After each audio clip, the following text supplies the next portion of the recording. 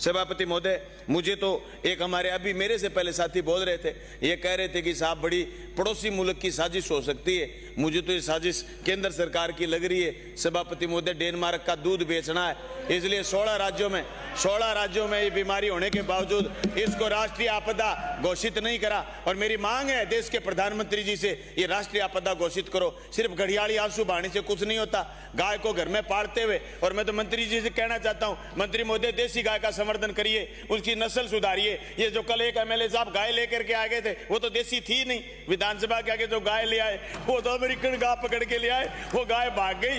उस गाय ने इनका हेज भी नहीं करा, ये पॉकेट में पकड़ ले आए उनको।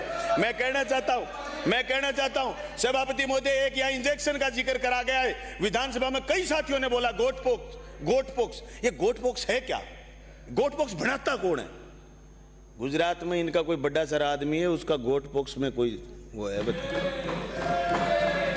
अजी यहाँ डॉक्टर थोड़ी है, तो एमएलए मंत्री है।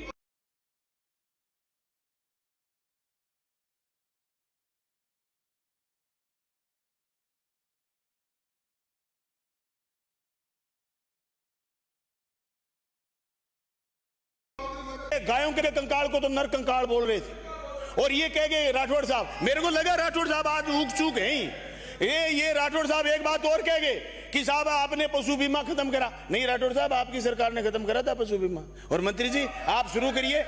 इन्होंने तो खत्म कर दिया, और ये तो झूठे आंकड़े देने में आजकल माहिर हैं। आप शुरू क्यों नहीं कर रहे? पशु बीमा आप शुरू करिए। इन्होंने जो गलती करी उसकी माफी आपको मांगनी चाहिए, क्योंकि इन्होंने गौशाला अनुदान में पिछले 5 साल में दिए 450 करोड़, और आपने दे दिए 1992 करोड़ रुपए, यानी आपने 1992 करोड़ रुपए दे दिए। फिर भी आप प्रदेश की जनता को बता नहीं पाते।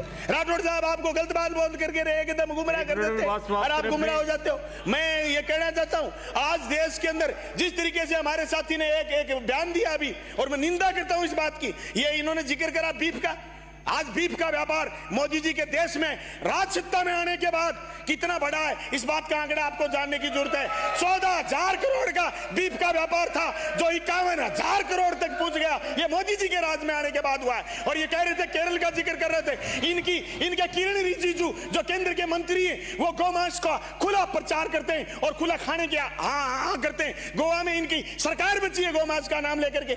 मैं कहना चाहता हूं, ये मुद्दा होना ही नहीं चाहिए। असली बात ये कि गाय को बचाया कैसे जाए, देसी गाय को कैसे बताया जाए, जिस गाय को हम गाय माता कहते थे उसका संवर्धन कैसे करा जाए, इस बात पर गंभीरता से चर्चा करके आपको गाय को बचानी है। हम सब मिलकर के गाय को बचाएंगे, बाकी फिजूल की बातों में कोई नहीं पड़ेगा। आपका बहुत बहुत धन्यवाद, शुक्रिया।